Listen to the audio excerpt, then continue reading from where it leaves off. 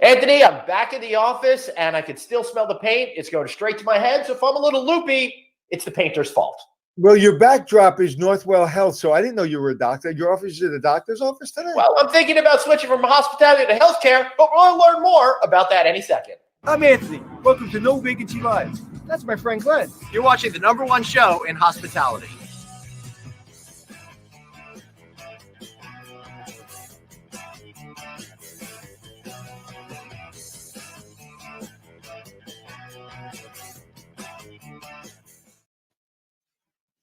Hey, how you doing, Mr. Anthony Melchiori, star of No Vacancy? I'm doing well. Do we have a show tomorrow? Tomorrow's Christmas Eve. Do we have a show tomorrow? No, tomorrow's Christmas Eve. It's Christmas Eve of Christmas Eve. So we do have a show tomorrow, our last blockbuster show before the holiday. All right, just so I understand. All right, so I never asked you, how was your Hanukkah? My Hanukkah was like it is every Hanukkah. We complain that it's too early or that it's too late, and then we forget to light the candles a few nights, but the kids got some gifts, so everybody is happy. What would the holidays be without stress, right? Yeah, absolutely right. But the thing is, we got my son Ben an acoustic guitar, and it is so great to hear it. The tone of it is so beautiful. So he's a happy boy. That's great. That's great. There's nothing like hearing your kids kind of get into something they really enjoy. So what I really enjoy is I enjoy Chris Green. I know he's on the show today. So yes, I was really excited about about Chip being here yesterday and all that knowledge he gave me so I can use on TMZ, which I was going to be on yesterday. I'm 1 minute from going live and they canceled me. So I was just about to ask you how that went. That's but I'm rescheduled to 2:00 today. So it's all good. Oh, that's good. At least it's not like a Twitter canceling, which, they want to make you permanent. And what I'm really excited about, we have Chef Bruno Thiessen on today, who I worked with at the Plaza Hotel in 1990, 1991. And the last time I saw him, he was standing in the kitchen with his arms folded like this, the cleanest kitchen you've ever seen in your life. And again, if you've never been to a big hotel kitchen, I know you have, it is a huge operation. It's like a military operation. And he was the most, and I was just maybe out of the military 5 years. So I was used to that style, but a lot of people weren't. He was an intense guy. So we're going to have him on today because he left hospitality, left the hotel business to go into hospitality and the healthcare business. And he's running something really big and just, I find it fascinating. And so I asked him to be a guest on our show, and we'll get to him right after Chris. We will. That's why I'm not out in front of Northwell Health today. But we'll get to that in just a second. Let's welcome friend of the show, our regular friend, our fan. We're a fan of his, I should say. I don't know if he likes us any, but we like Chris. Here he is right now, Mr. Chris Green. Merry Christmas, Chris Green. Oh, I was just getting notified my favorite show was on here on LinkedIn, but I didn't realize I was going to be here today. Well, I'm glad you're here. I didn't realize you're going to be here either. But you know what you could do when you're opening a hotel, Chris? What's that? Or one of your hotels now. We work with a company called Best Buy. And you know that Best Buy can actually fill a lot of your needs. And Glenn's going to tell you all about it. Yes, that's absolutely right. Thank you for reminding me. bestbuy.com/hospitality. Go check them out. That's why companies use them all the time. Because why? Of the incredible Geek Squad out there. They can help bring in all of these new TVs, get rid of all the old stuff, because customers are going to be using your guest room more than ever in the future. You want to make sure they got that in-room entertainment. And the centerpiece of that is what? Beautiful giant television screen. Let bestbuy.com help you out with more than 4,000 Geek Squad agents. All right. Well, those guys, they do a good job, and they got tremendous buying power. So it's a great option for people in our business to use Best Buy Business. Green, talk about buying power. What are we going to buy with all the money that the hotels are going to get now?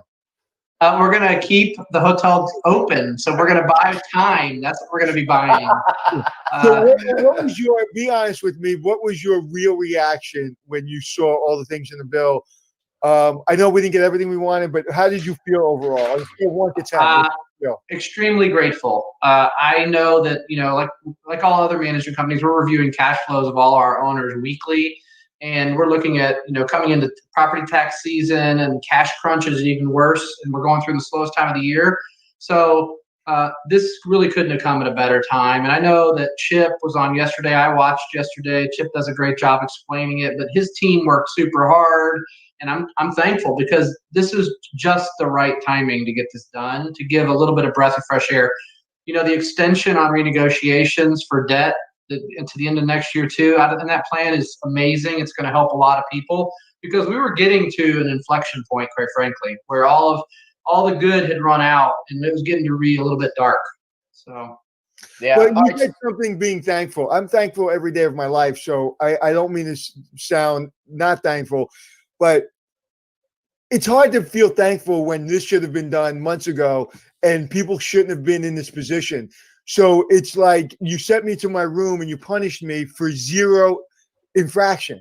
And now because you're taking me out and you're letting me go out in the backyard and play, I'm supposed to be excited and happy. Well, I went to jail for no reason. Yeah. And that's how I feel with all my friends in the restaurant and hotel business and myself and seeing my clients. It's just not fair. And so, yeah, we should be thankful that they got their head out of their butts. But it's just a shame that you guys had to go through that pain. Yeah. It took. I mean, Anthony, it took way too long, and I know it did. But at this point, I didn't want anybody going into the end of the year not knowing what the beginning of the year was going to look like. So, but you and I are the same. I mean, I'm grateful, but it could have been done a long time ago. It would have helped us a lot more. It would have bridged a lot of concerns. It could have cleaned up a lot of things. But I will say that when they did get this one done, other than the liability issues, but Chip kind of addressed those yesterday. There's a lot of states that are addressing those, but they got a lot of things done. They increased the amount that you can use towards expenses. They added PPE. They extended the time frame to calculate the payrolls. They lowered the threshold on payroll to expense ratio. They increased the tax deductibility. There's a bunch of things that they did do and get right that they learned from the first time. So even though it wasn't perfect, it's better than the first time, and it's going to help a lot of people get through. And it gives us a lifeline.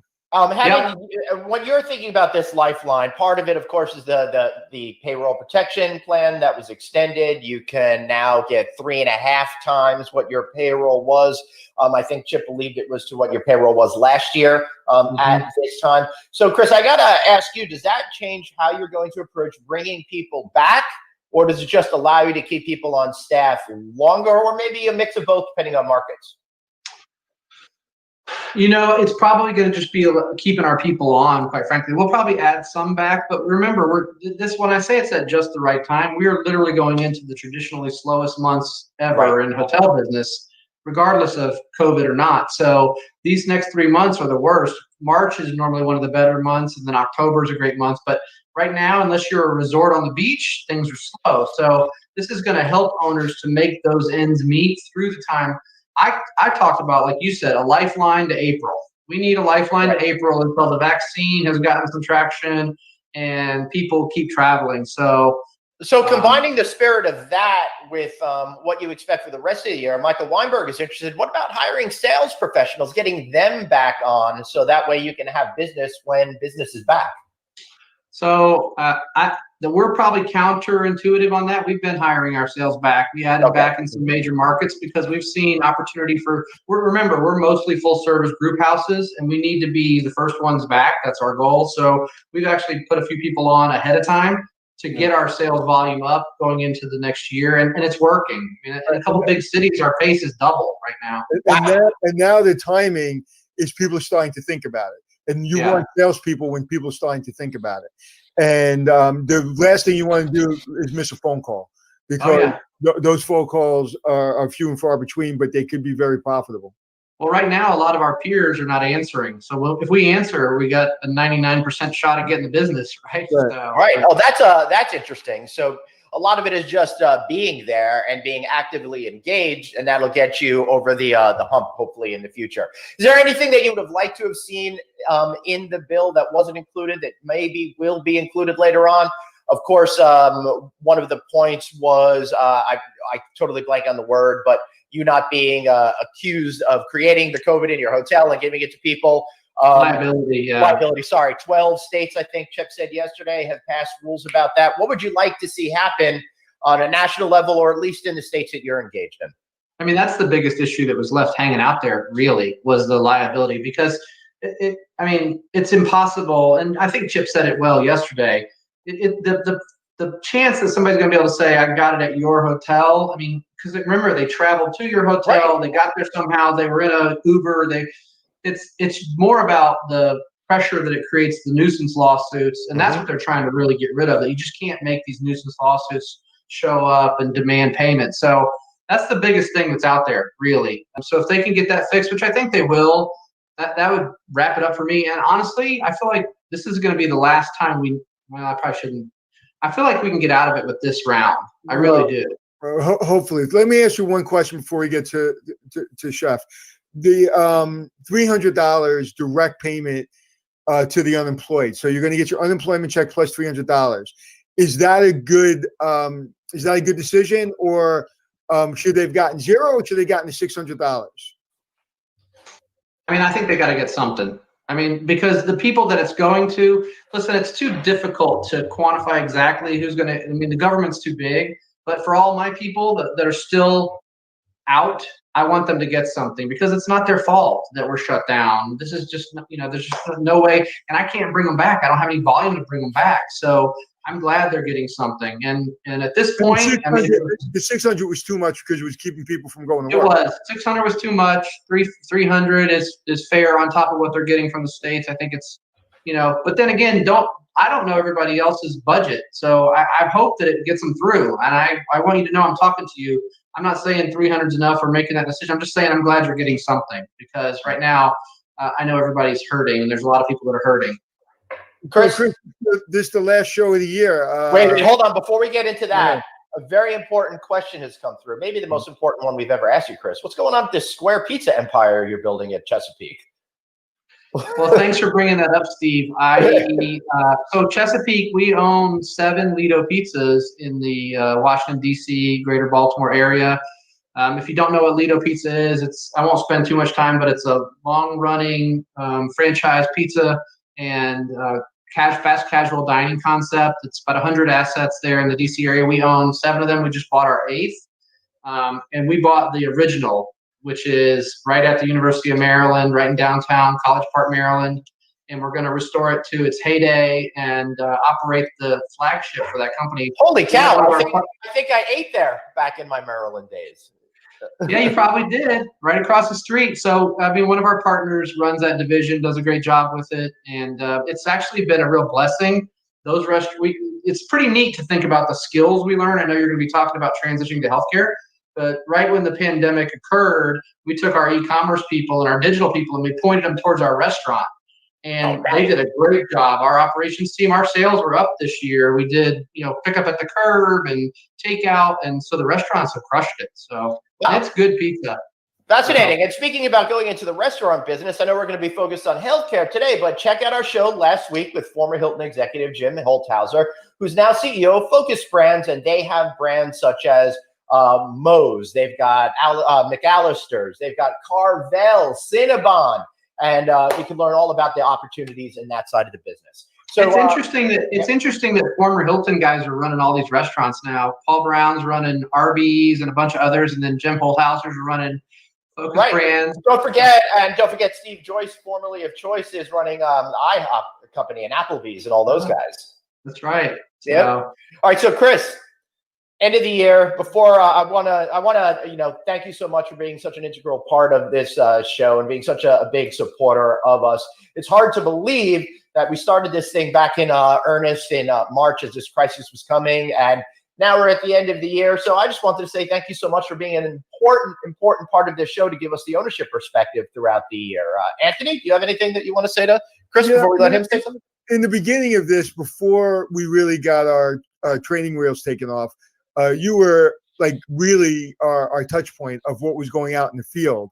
And so, now it's grown. Now you're able to come on when you're able to come on. So you've become still a partner. But in the beginning, I don't want to ever forget, and I want to pay tribute to, in the beginning of this, like you were really our lifeline to what was actually happening. So you've been a great partner and truly appreciate it, and look forward to working with you for until next year. I just want to say, Chris is not going away. It's just the end of the year, so we just want to show a little love. Glenn knows because he's been to a couple of our company conferences, but you're going to make me get choked up. So, I feel like we've grown our relationship between me and you guys, and it's been an honor to be here for sure and talk about the business that I love so much. And I see the names flashing in the comments that I recognize all of their names, Brenda and Mike and Daniel, people that we've seen commenting all year. I just want to say to all of you that you mean the world to all of us. You mean the world to me. This business means the world to me. I just got off my all-company year-end call, and I got quite choked up because I flashed a picture of 100% of our team that is still intact from March. And wow, it's going to choke me up right now. But I mean, this has been a difficult year, guys, and we all know that. But the emotion of it all and the intensity of it all is only superseded by our love for what we do and love for others, right? Caring and serving others. So from me to you two, and then to the rest of the viewing population that's loved this show and counted on this show, thank you. You've supported us more than you'll ever know, and me personally more than you'll ever know. And it means something. And when we come back, I can't wait to celebrate with you all. And I look forward to being part of the show as long as Glenn and Anthony will have me. I love it. And it's my pleasure to be here. So, Chris, I'll just say this. Leadership matters. And it's obvious that you live that every day, because leadership does matter. And the person sitting in your seat mattered for your company. And I guarantee you, your company wouldn't be in the shape it is if there's somebody else sitting in your seat. So thank you for everything you do for Chesapeake. Thank you for everything you do for the hotel business. And thank you for what you've done to us. Now get the hell out of here. All right. Bye, guys. All right. Very happy holidays, Chris. Happy New Year. We'll see you in 2020 and a half. See you then. Well, love you, my friend. Bye-bye. Thank you. All right, that was awesome. So great to see our friend Chris Green here. So now let's make that smooth transition from hospitality to healthcare with Mr. Bruno Tisson. How are you, sir? Good morning. Very well, actually. Good afternoon, everybody. So I got a question. I got to start off with this question before we get into this. The last time you saw Anthony, I understand, was 1991. What was his hairstyle back then? He doesn't remember me. He was a chef in charge of the biggest hotel in the city. I remember him. Right, Chef? I agree. Anthony is right. I don't remember. I don't even remember if he had still hair. So first of all, is it okay if I call you Chef? You can call me Chef. You can call me Bruno. Right. So let me give a little bit of a background of why you're here, and then you can give a background of give your whole history. So basically, I worked at the Plaza Hotel back in 1990. In 1991, and then Bruno stayed, or Chef stayed, for many years after that. It wasn't an easy place to work for many reasons. Financially, just a lot of union issues, just a lot of stuff.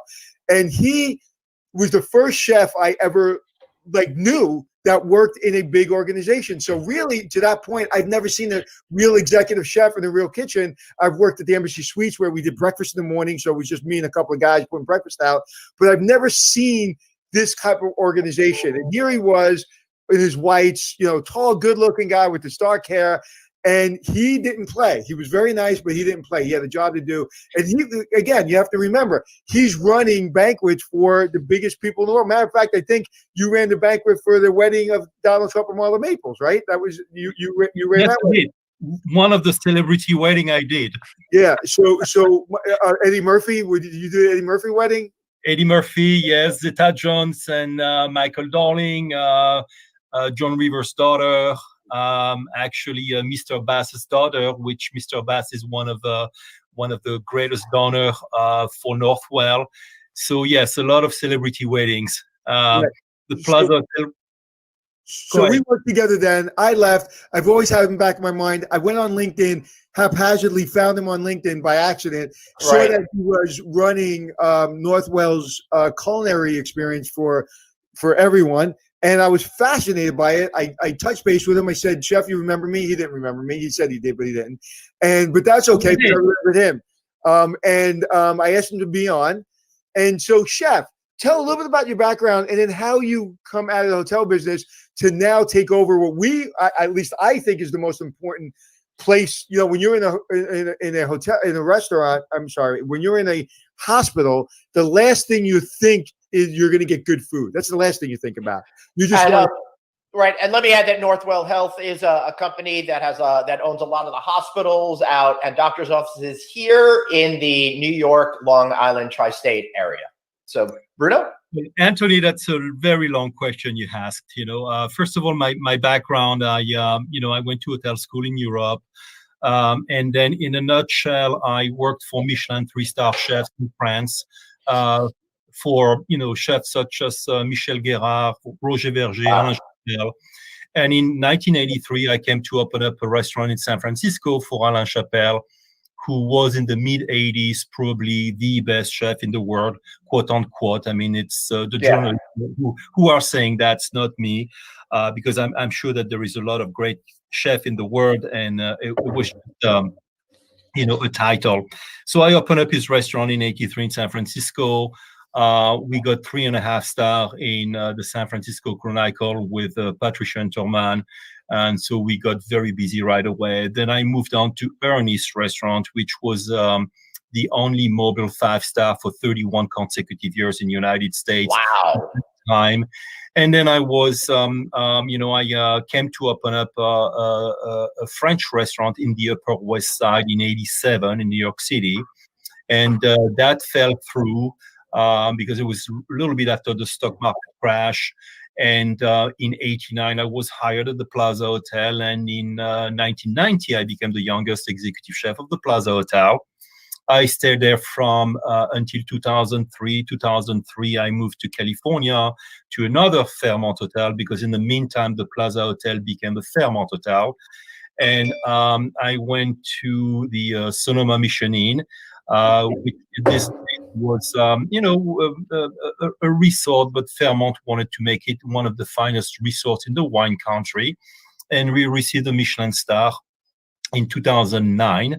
And in 2017, I joined Northwell. So basically, my career is about close to 40 years in the hotel restaurant industry before joining Northwell in 2017. So the first natural question I got for you is, why leave hospitality? What was so appealing about this particular challenge that you took on? Well, at the beginning, there was nothing exciting about it. As you can imagine, many healthcare company didn't really focus on food. And in the past, hospitals were not built with the intention of having great food. They didn't even build a functional kitchen or an adequate kitchen with adequate equipment. So going back forward, I came to this business a little bit by pure hazard. And again, it's related to the work that I had done at the Plaza Hotel. A friend of mine was the food and beverage director at the Plaza Hotel. Probably the food and beverage director that I respected the most during the 13 years that I was at the Plaza Hotel. And so I've listened to his story. He was working for Northwell, and that's how I joined Northwell. So back to the food. It's basically one thing that I was expecting when I joined the healthcare business is that the food would be terrible or not great, but I would have some impeccable, clean, well-organized kitchen with chefs in great white attires, and it was the complete opposite. So. And that's why I was telling Anthony it was quite a challenge to start, because it was not the the type of work that I used to do, but this was what I had to bring into the healthcare industry. And it seems like a total reinvention of what you have to do to the hotels, to take a Michelin trained star chef and put it on hospitality. I mean, the hospital business seems very antithetical. I'm like, did you find it was like your mission to bring good tasting food that people are going to like, so hospitalizations wouldn't be as tragic for them? Yes, I think that when I joined the industry, and one of the reasons why I left the hotel restaurant industry is not because I was not successful. It's just because I felt that there was something else for me to do in my life. And, after cooking for presidents and kings and queens and celebrities, and having to do it over and over again and better the next day than what I did the last day, it became a little bit, not stressful, but at the same time a little bit boring. And then you question, what have I accomplished in my life? And today, when I see the letters of some of our patients about, us making their last days a little bit more pleasant, and some of them taking food home with themselves. I mean, our CEO used to receive letters from patients telling him that I would not even serve that food to my dog. And now we have patients that are taking our food home. That's amazing. Exactly. So yeah, Anthony, I know you got a question there, but I do want to say that it's very symbolic of what I think a lot of us go through. The whole notion of we do the same thing over and over again, and while it was satisfying at one point, the challenge starts to go away, and it starts to become repetitive, no matter how awesome of a job it might have been. So I definitely applaud you for wanting to take on a new challenge instead of just trying to coast to the career finish line and completely reinvent yourself in an area that is completely antithetical to what you had been doing until now. Anthony, sorry, please take it away. No, Chef, did you want to say something to that? Yeah, I was saying that, it was for me a new challenge in my life. Is after I spent about the interview process with Northwell lasted about 2 months. I've interviewed with about 10 executives from Northwell, and I put a lot of thought into it. And I say, at the end, I was extremely excited about taking on this new challenge and redefining food in healthcare, because I said this is one last thing that I can do in my career is I can give some joy to people who deserve it more than anybody else. Because listen, when you are in the hospital bed, when you're suffering, the first thing that the things that brightens your day is your meal, it's your food, and the patients are looking forward to that every day. And I see it in their eyes, because I myself walk the floor and I go to visit the patients and I ask them, how was their meal? What can we do better? And I really enjoyed not only the challenge, but the reward. I had some experiences where people just, I became actually very emotional. I could not even say another word, because people were just telling me that we had made their last day or whatever, the last few weeks that they still had to live more pleasant just with our food. So it's something very impacting, when you listen to patients who say that to you. Well, they say in sports you leave it all on the field, and in the hospitality industry, and I call the hospital business hospitality industry as well. But you left it all on the field. I mean, there's really not much more for you to have accomplished. This seems to be more of a calling, and it really is, like, when you really think about it, this is something that should have been happening from the beginning. Listen, keeping people alive and keeping people healthy is the number one priority. But we all know, where do we all go for? And why are we suffering, all of us now, is that we can't go out to restaurants and bars in New York and California. We're jonesing for that. So where do we all go for comfort when we're sad? We go to food. Where do we all go to comfort to celebrate? We go to food and drink. So to be in a hospital at your lowest moment sometimes, and to have something that is prepared with love and dignity and warmth, I mean, just would change the way you feel. I remember when I broke my ankle and I was in the hospital, all I said to my wife was, I want my own room. Like, just having that one room to myself, I said, I don't care what it costs, I want my own room. And I got my own room, and it changed the way I thought. And even the food tasted better. It just, everything changed. So every little thing when you're in pain or you're suffering matters, especially food, what you're putting in your body. So, Anthony, now that you can't go dining in New York, you can check in to Long Island Jewish and get yourself a great meal, by Bruno Tisson's staff over there. Bruno? Yeah, actually, we have 23 hospitals in Long Island, in Manhattan, or actually in New York State. Northwell is the largest employer in New York State. That was another challenge. We have about 73,000 employees and over 5,000 beds. So we do serve over 10 million meals a year. And then back to your question, Anthony, I think that food is health. and great food helps you to recover and heal faster. And you mean And physically and mentally, right? exactly, and again, when I started at Northwell, I was reading the letters from the patient, and I said, my God, forget about serving good food, just the bringing the food to the right floor and serving it on time was a challenge.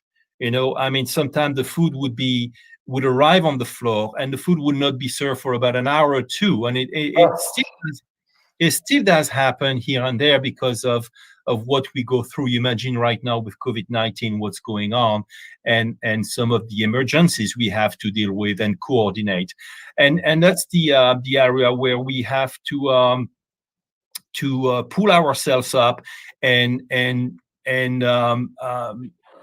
resolve the issue. We want to give our patients, and that's my duty, and it's our duty for.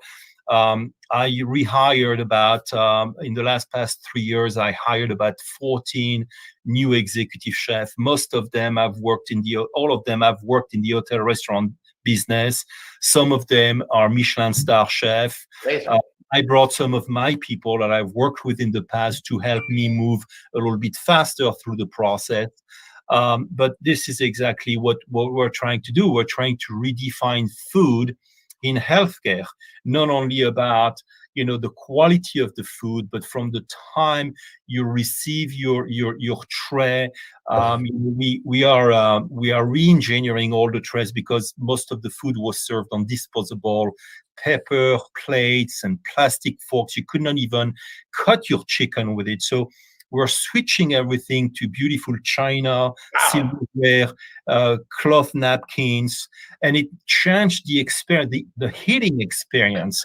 And despite the fact that you're not wasting all this paper, cardboard, styrofoam, plastics, and you're saving or preserving the earth, if I may say, it really adds to your dining experience. We have redesigned our menus. I'm trying to design menus that do not look like a hospital menu. I want the patient to read the menu and to feel like he's in a restaurant. He's reading a restaurant's menu. Our menus had not changed for 10 years, 15 years. Some hospitals have the same menu for 10, 15 years. Can you believe? Now we're changing menus twice a year, fall, winter, spring, summer. The menu reads exactly like a restaurant menu. There is a lot of choices. There is a little story and the background about the executive chefs. We talk about the farmers and the growers that we partner with, mostly from Long Island or New York State. We talk about our vegetable and herb garden. We have 7 hospitals that have a vegetable and herb garden, either on their roof or back. So, and we have, volunteers that grow vegetable and herbs for our patients. And we're just taking it to the next level. And then we're trying to refine the way we serve the food. The first time coming from the hotel business, the first time I observed an employee serving the food to a patient. And basically what they're doing is they're doing what they've been taught. They've been taught to have the patient's name and birth date. And they would enter the room with the tray and says, name and birth date, drop the tray and leave. And I said, well, what about saying, hey, good morning, Mr. Melchiori. The chef prepared your lunch. Here's beautiful roasted chicken with mashed potato and fresh broccoli. Please let me know if there is anything else I can do for you. And then when they come back and pick up the tray, oh, how was your lunch? Did you enjoy? Oh, you didn't finish your lunch. Well, what happened? Can I bring you something else? The other day I received a letter from a nurse, and she had to escort out a patient who really had some major health issues and stayed in our hospital for a couple of weeks. And when that patient left, there was a limo who was supposed to pick him up. And so the nurse had to wheel him out of the hospital. And while she was wheeling him out, she started to smell chicken. And then she realized that there was a little napkin, a paper napkin, sticking out of his pocket, and she told the gentleman, it was an older gentleman, and she says, "Is that chicken that you have in your pocket?" So this gentleman was kind of a little bit embarrassed, and he says, "Oh my God," he says, "yes, it is." He says, "But the food is so good over here, I just don't want to leave it behind." So she wheeled him out in the lobby entrance of the hospital, and the limo wasn't there yet. She called the kitchen. She ordered another chicken and brought it to the guest. And he ate the chicken while waiting for the limo.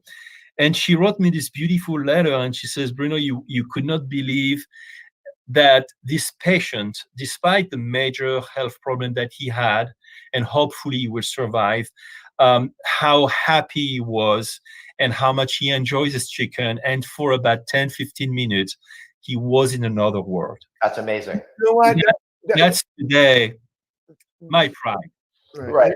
That is a calling. And what you're doing, I mean, there's so many things to unwrap there. But first of all, thank you, Chef, for doing that. Thank you for being who you are.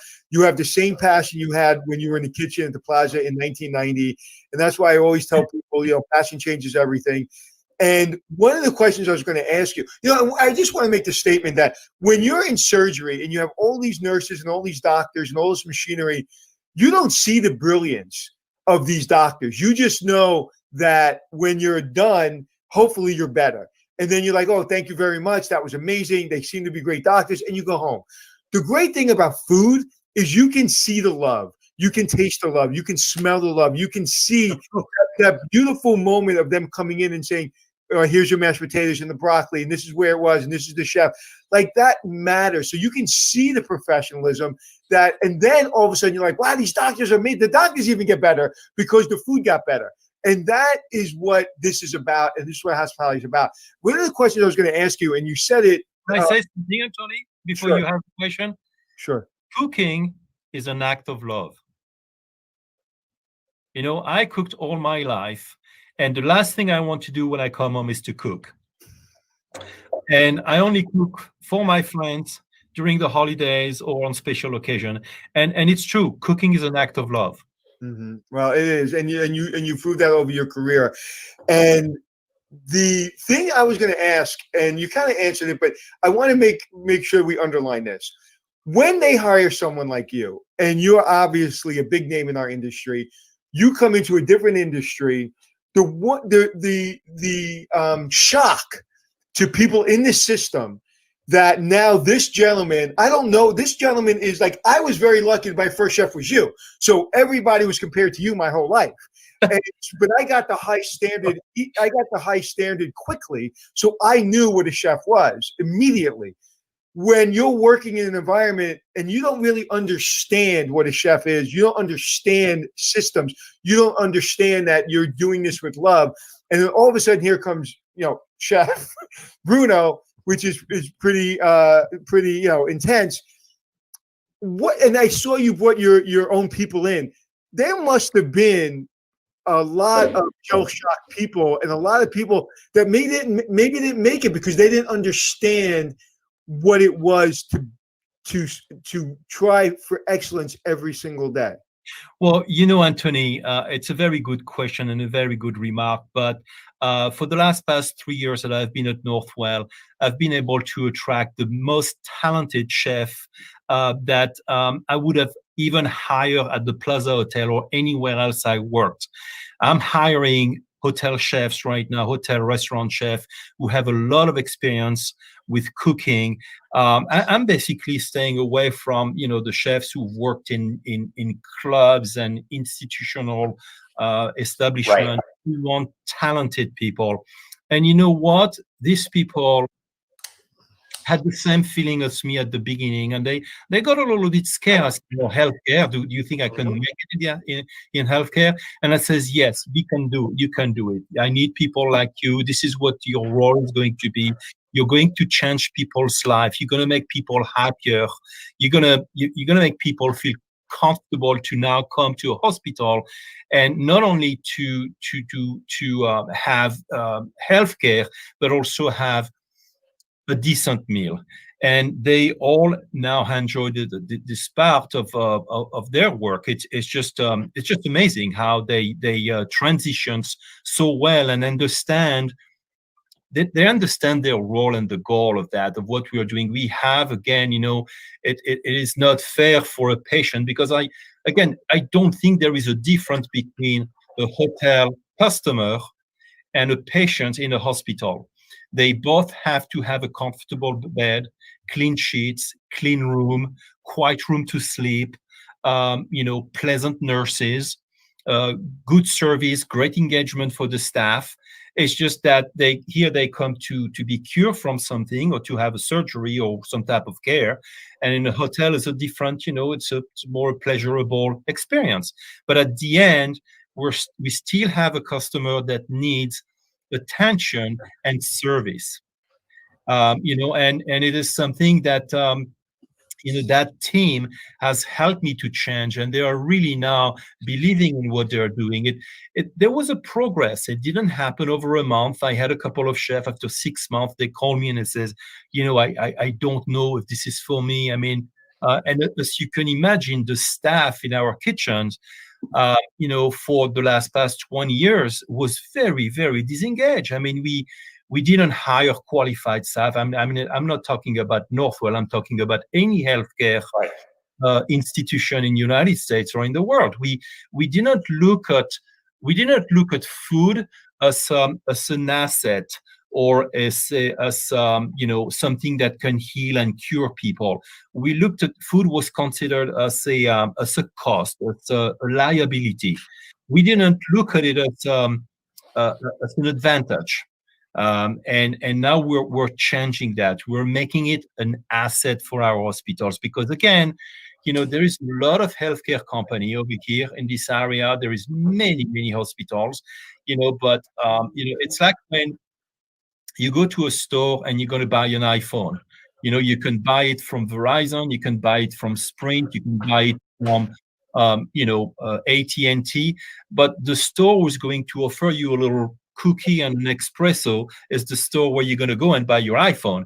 And I think that Northwell today, because of the vision of our CEO Michael Darling and his request for redefining food in healthcare, is that what drives us, and moves us forward, and also what will make the difference for you to choose Northwell versus another healthcare company. So That's awesome, Anthony. Jeff, let me ask you a question. Is this a one-off, like your organization is doing this, or is this a trend through healthcare? Are you seeing this all throughout healthcare? No, Anthony. And this is another reason why I love this challenge, is because, remember, I told you that Northwell is the largest employer in New York State, with 73,000 employees, 23 hospitals, and we serve over 10 million meals a year. There is a few hospitals in the United States that have done that on a smaller scale and even better than us. But they were always, small boutique hospital, 200 rooms. It's a little bit like when you compare the Ritz-Carlton to a Hilton. Ritz-Carlton is the lower quality. Hilton, they don't even serve food anymore. They don't even have to hire a chef. They outsource everything. You go into a Hilton rooms, you're going to find 10 menus from the businesses around. Mm-hmm. So I think that what I admire about Northwell, and again, the vision of our CEO, Michael Darling, he wasn't afraid to take on that challenge for such a large organization. And we're probably the only organization in the United States that have taken that challenge of redefining food for 23 hospitals. And I'm telling you, I've been here for 3 years. We've done tremendous progress, but I have work for the next 10 years. Wow. There's a lot of work. There's a lot of things we can improve. And I think it's very rewarding to see that.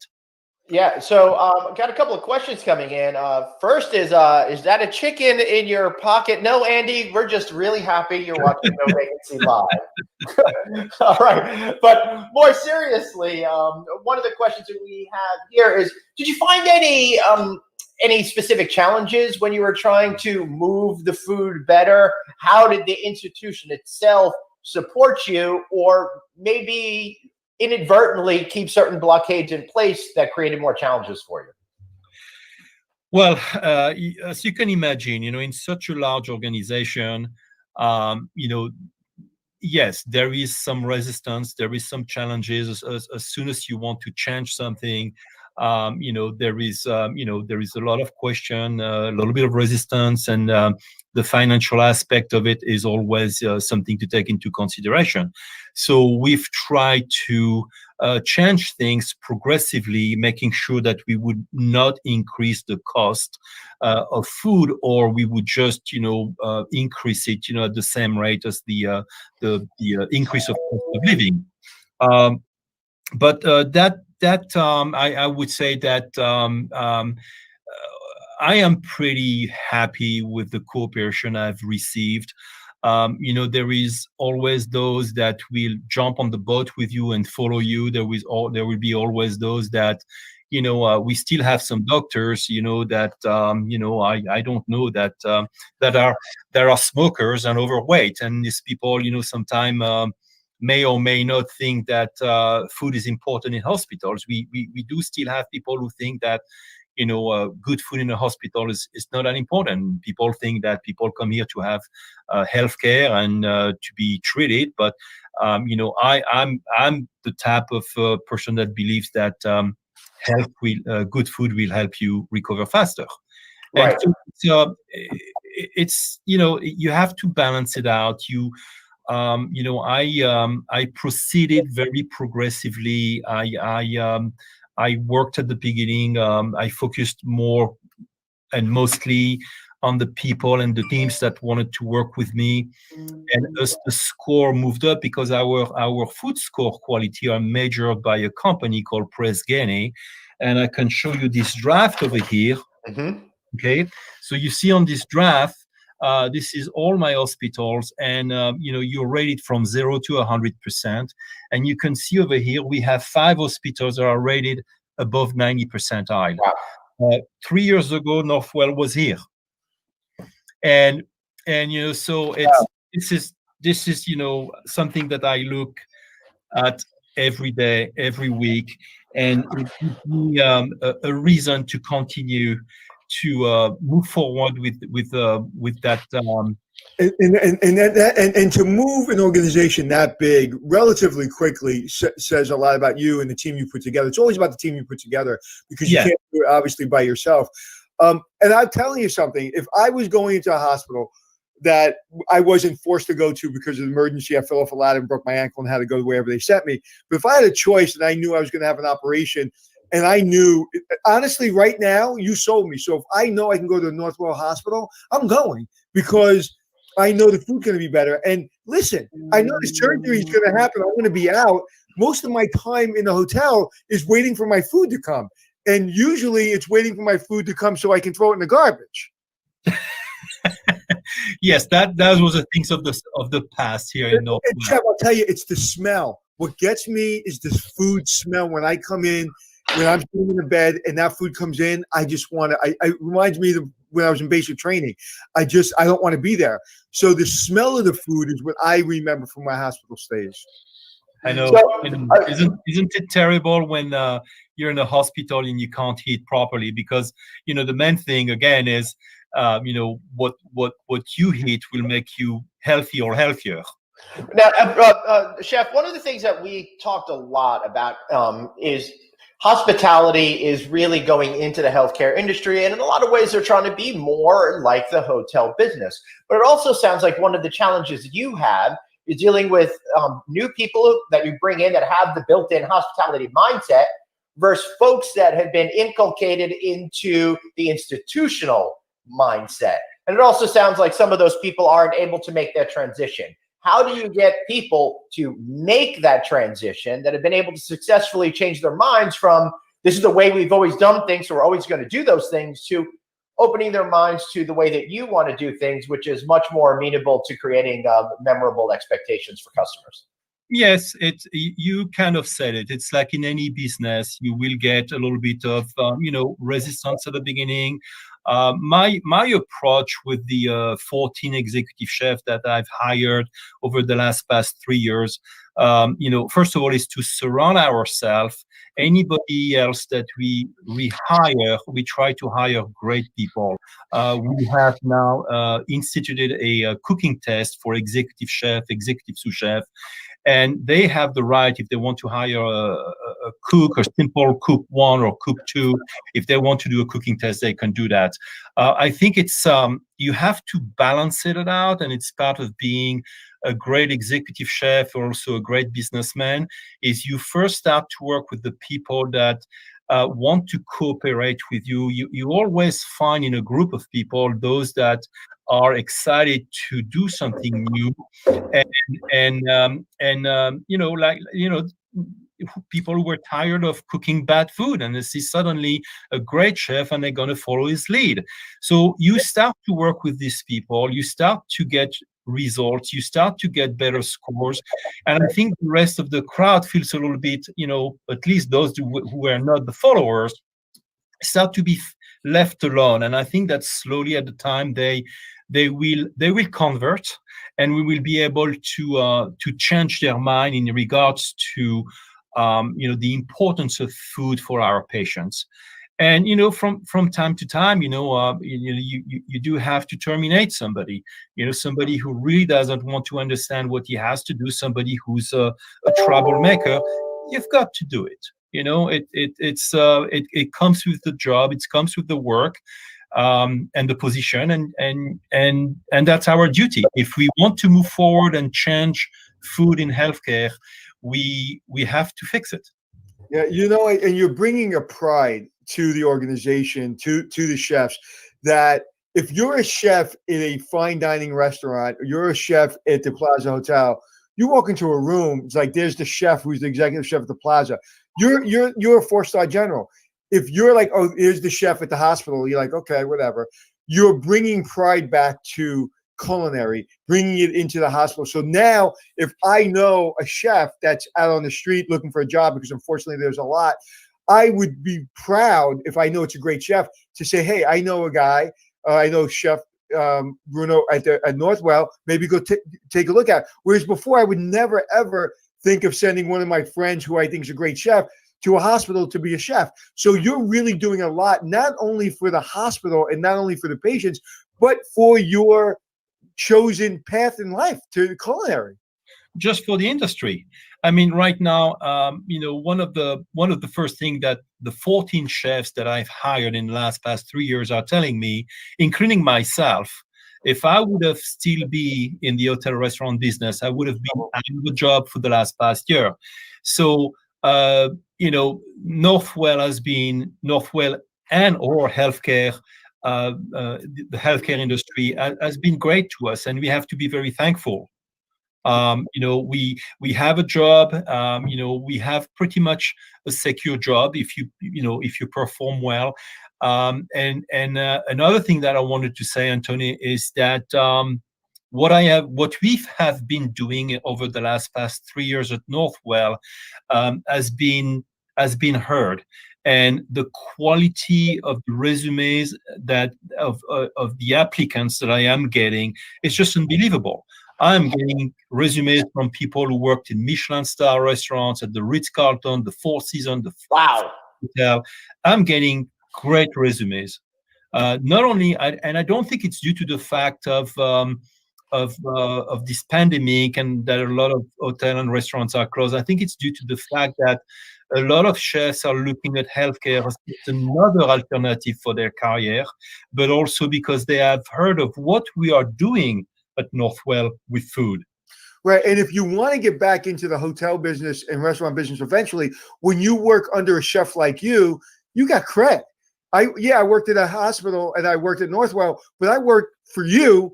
I mean, I got major street cred when I go back, if I decide to go back into the hospital or into the hotel business. So you've really elevated. That's what was fascinating when I saw your name and I saw what you were doing. It's like it changes everything. It's again, we go back to the heavenly bed, and everybody's like, it's the bed, stupid. Well, so now everybody has these beautiful beds, and it was all about the bed. It's the food.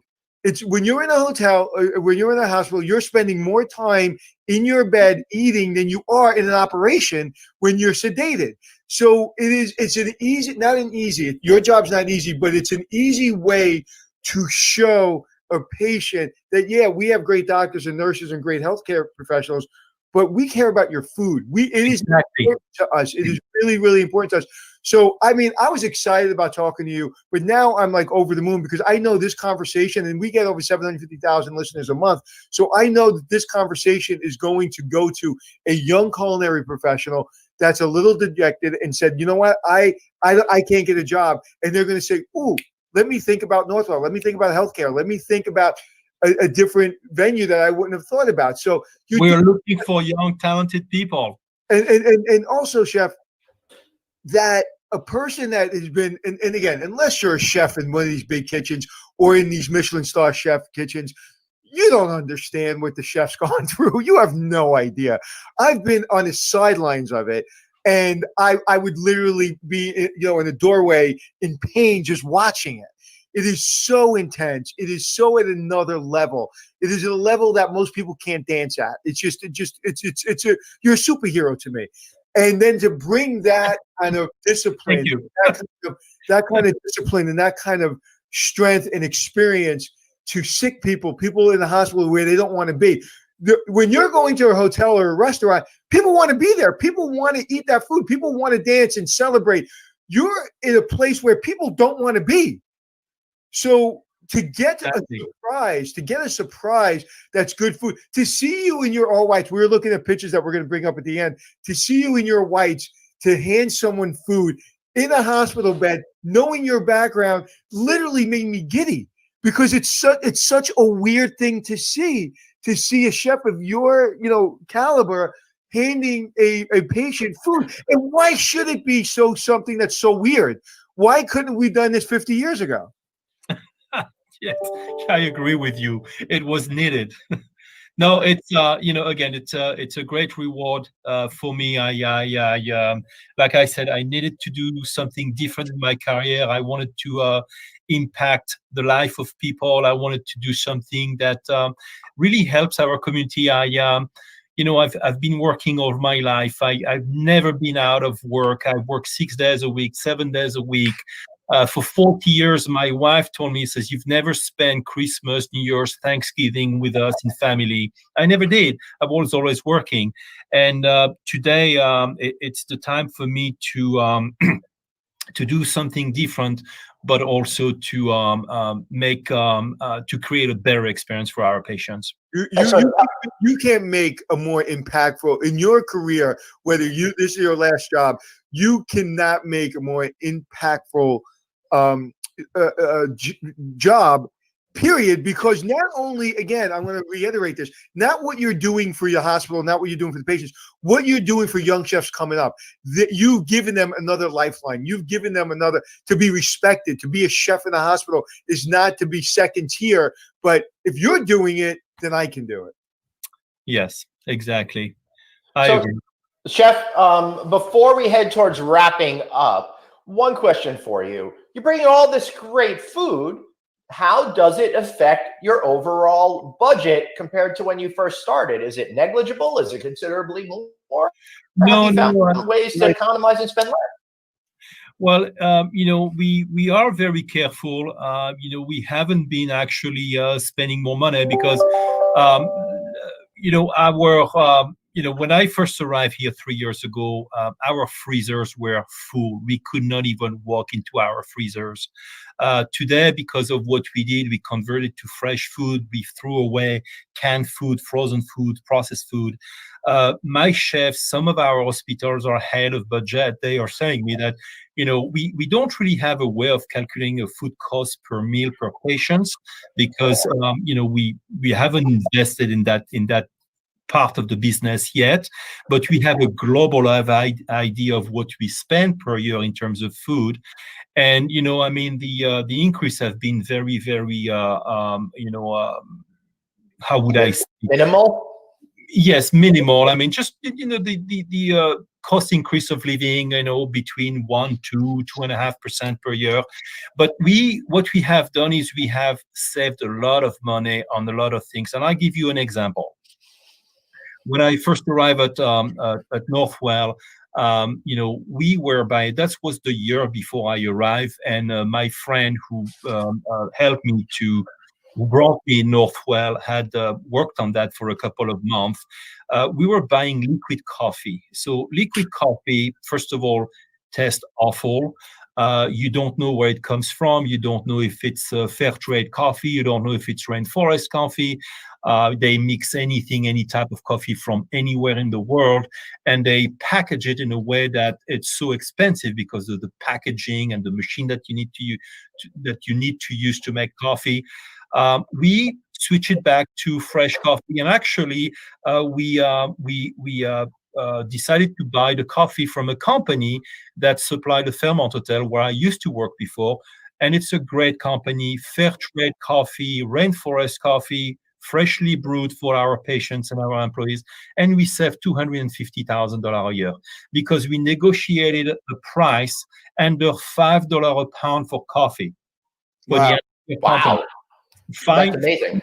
Find me great freshly roasted coffee at under $5 a pound. And I guarantee you that brain surgeon's about to go into surgery really, really appreciates that fresh brewed cup of coffee. And I want to ask you about that.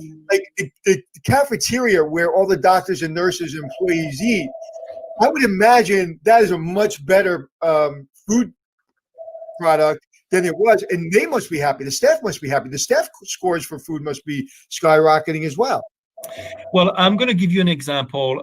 We use GD Power. GD Power. We use Press Gene, which is the equivalent of GD Power. Press Gene is for hospital industry. GD Power is for the hotel industry.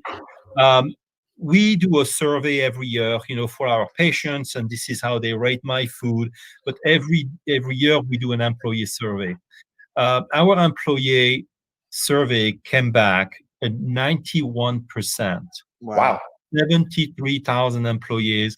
I think we had about 55,000 employees who took the survey. And Press Gene told us you're number one in the United States in the companies over 20,000 employees. Wow. So that is another example of the type of company that Northwell is. I'm the first one to say that it's a wonderful company to work with wonderful people. But not only that, we have now great chef that cooks better food, fresher food. We serve them, in my opinion, great food in our cafeteria. The food is very, very tasty. We see a lot of employees buying food to go home at night. What? That's insane. Wow. Yes. And so this is, again, to reflect on, the vision that Northwell Health has, not only for its patient, but also for its employees. Yeah, Chef, excellence wins. Horst Schulze wrote a book called Excellence Wins.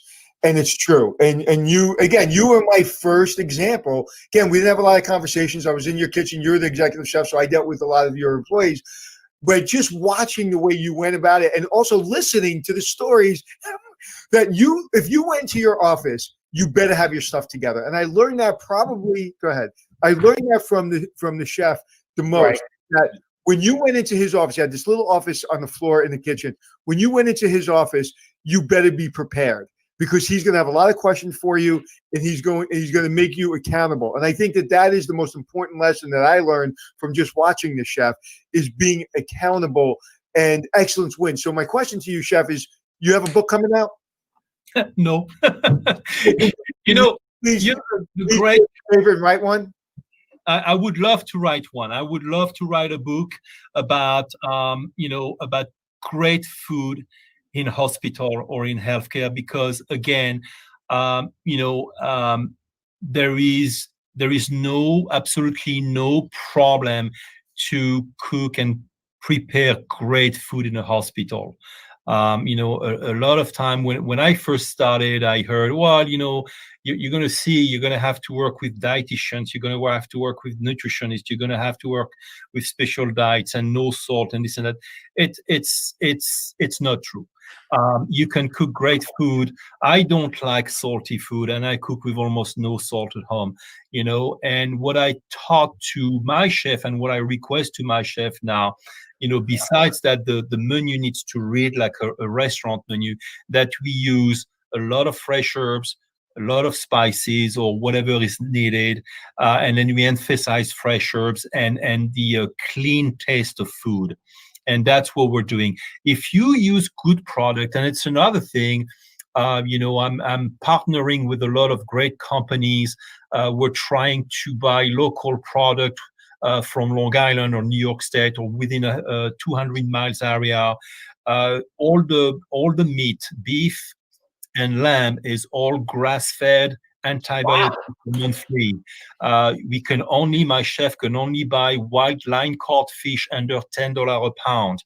And we are now working on the program with a New York State steelhead farm and a salmon farm in Nova Scotia, which is called Sustainable Blue, that uses the RAS system, which is recirculating aquaculture system, and BAP certified, which is best aquaculture practices, because as you know, we need to protect our ocean from pollution, from overfishing, and for poor farming practices. So I'm trying to buy fish that are land farm because there is no danger for the environment.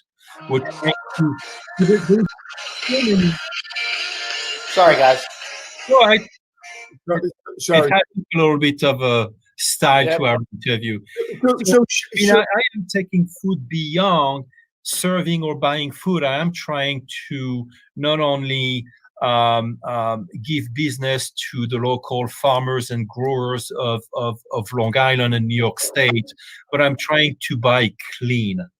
Yeah. And that's what we're doing with our Green Forest coffee, with our wild line caught fish, grass-fed beef, antibiotic, hormone-free chicken, the whole thing. The whole 9 yards. We are reviewing everything one by one. Our chefs are making their own stock. Our chefs are making their own soup. 3 years ago, everything was in can or frozen. Wow. Chef, you're also rebuilding our area, whether it be the farms, whether it be the small businesses, whether it be the people that don't have jobs. So thank you for that. And I would imagine one day someone's going to come after you to run our education system, New York City Public Schools for food, because we need that in our school system as well. Absolutely. But, we're coming to the end of the show, but that you accepted our invitation means a lot to me. Like I said, you don't remember me, but you've made a lot of imprints. I do remember you, Anthony.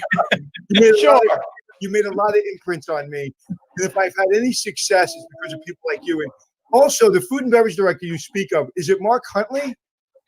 Well, no, it's Jeffrey Jacob. Mark Huntley. I didn't work with him. I didn't know him. Okay. Well, Mark Huntley is still my best friend, and he's the general manager of the Fairmont in Washington, D.C., and also the regional executive director for about 5 or 6 Fairmonts. I had my assistant work for him. She worked for him first, and she always says, "You're my number 2 favorite person I've ever worked for." Mark Huntley was her first. I can never jump over the Mark Huntley barrier. He was my first food and beverage director that I looked up to. Vitano, Mark Huntley, all those people. And they all made a real big imprint in my life. Even Trump hired me and Mark Huntley at the same time. Oh, really? Yes. Yeah, he was a great guy. He's a great. Yeah. He's a great guy. About Mark, guys. Although he's English, but he's great. You're French, but I still like you. Before we let Chef go, we've got a quick picture that we want to post up of you from a little flashback photo with you and Shields. Where was this, Chef? That was during March of Dime. We're at the plaza? Yes. Yeah. We saw her, I don't know if you were with me, Glenn, but we saw her last year at the Forbes thing, Yes. and she was the host. She was amazing. Yeah, that was Amazing. the one. That was in 2019. She was at. We had Marissa Tomei was at the 2020 event. But she was really good. She was very, very funny, very animated in a way that I hadn't seen before. Yeah, funny as hell. But you know, Chef, you know, one of the things about what people don't understand, like you said, you probably cooked for more queens, kings, princesses, and presidents than any human being alive. Maybe you and the chef at the Waldorf are maybe tied. Could be. You know, one time I tell you a story. I was flown in to cook for the King of Morocco and train his staff for a week, and that happened in one day. I had the food and beverage director of the Plaza Hotel walked into my office, and he says, "The King of Morocco," and he didn't say His Highness, but the King of Morocco is requesting your assistant for 1 week. It's either you go or we lose the business. Right, and just so you know, I was on the plane. being the front office manager and in charge of that area, I can tell you 1 week when the King of Morocco was in town was $2 million, literally $2 million for a week. He took the kitchen, he took the floors, he put his own furniture in. So it cost $2 million. I remember counting $1 million in cash in the VIP office. I know. So when he used to stay there for 2 weeks, he used to come for business during the United Nations for 1 week, and then he would take a week off because actually I had built a relationship with him. Obviously, he spoke French very well, and he was a fine, very refined gourmet. I mean, he drove me a little bit crazy. I remember one morning, he called me and he asked me to do 2 birthday cakes for the 2 princesses, each one for about 250 people. So you imagine my pastry chef's face when I went back to the pastry shop and says, "Well, we've got to do 2 birthday cake, 6 feet high for 250 people." So it was that was anytime the King of Morocco was in town, you know, I ran the front office, you ran the kitchen, and it was, man, we were all intense. That was a great time. But I will tell you, they left nice tips behind for the front desk. That's for sure. Yeah. Yes, they did. They were very generous people. And I will tell you a quick story, and then we got to go. But there was a princess. I don't know if she was from Morocco. I don't know where she was from. But I remember it was we couldn't find great grapes. It wasn't in season. I had to go get them. So it was like 2:00 in the morning. I'm running around New York City. I'm the night manager. I find the grapes or whatever she wanted. I come up to her room. It was like one of those, 323, 423, one of those big suites. And she's sitting on the couch, and she has her head back, and I put the fruit there because I was asked to put the fruit there. I put the fruit there in a beautiful plate, and she literally, swear to God, true story, she opened her mouth, so I had to feed her the grapes. I fed her. I swear to God, I fed her the grapes, and then when it was done, I didn't know what to do, and she was like, somebody escorted me out of the room. And I remember going into the hallway. I just sat in the corner of the hallway, my hand over my face, and I felt like I was in a movie. When you work at a great hotel, when you're around all kinds of people, you and I could write 17 books. It's just, oh my God, yes, I can. I can tell you stories that we would have to say that off the air, but right. But the good news about people like us is we don't tell stories out of school. When you come into our hotels, it's like our home. So I will never write anything in a book that makes anybody look bad because it's, I'm blessed to be in this business and people to trust us. So, Chef, thank you so much for trusting us with your time. I know you're a busy person. And, I hate to say this, but I don't want to get sick. But if I do, I'm going to go to North. I'm almost looking forward to my next hospitalization. I hope so. I mean, you know where to reach me. Thank you, Chef. All right. Thank you, Chef. We really appreciate you. Pleasure. Thank you. Thank you. Happy holidays. Thank you, Anthony. Happy holiday. Thank you, Bye-bye. Glenn. Bye-bye. All right. That was awesome, Anthony. I'm so glad you connected with him. It's so great to see that hospitals are taking a more serious look at food these days. Look, man, I say this over and over again. I am the hardest critic on this show. Me and you are the hardest critics of the show. And this show is getting better. When you have a person like him on the show, and he's so, so articulate and ability to really convey information is amazing. You don't have to say anything. You just let him talk. And he is When I tell you he really did, and I didn't realize it until I saw him back on the show today, I didn't realize what an impact he was on me. And he's maybe still in the green room listening, but he was a little scary. And Right. I remember going into the kitchen, you better have your shit together. You do not go in his office unless you have your stuff together. And there's people, especially early on, there's some people can't work for people like him. People can't work for people like me. We have high standards. And when I met someone like that, I was like, I'm not crazy. Like, everything matters. And that he's bringing this professionalism, this skill. Think about what he said. I meant to say it to him and I forgot. Think about what he said. All canned foods, all frozen foods, all processed foods are gone. Are gone out of a kitchen in a hospital. So you don't really need to cook when you open up a can and throw it in an oven, or in a stove. So you have to cook now. You have to be a real chef.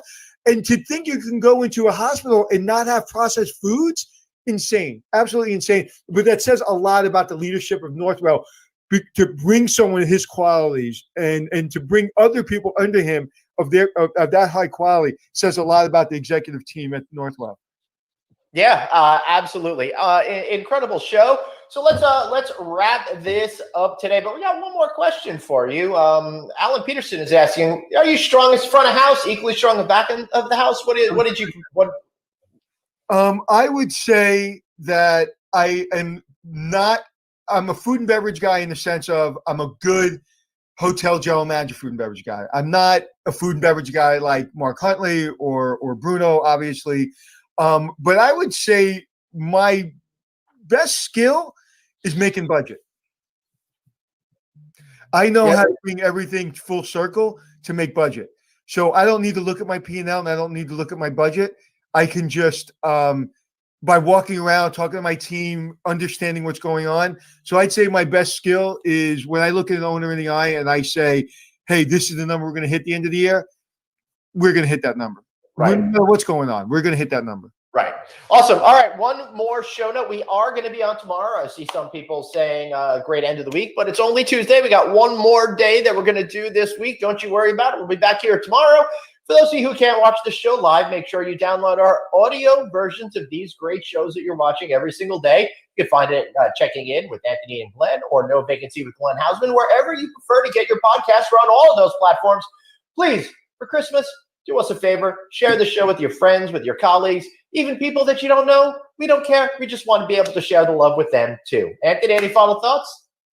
No, sir. Just I just love when we have guests like this. It just inspires me, and he opened up a whole new area for chefs to go and work. Yep, absolutely incredible. And you know this trend is going to go across country soon enough. As soon as people realize he's proven it already. All right, everybody, be sure to subscribe to our newsletter. Text the word hotel to 66866. Thank you so much for being here. Remember, we've got one life, so blaze on and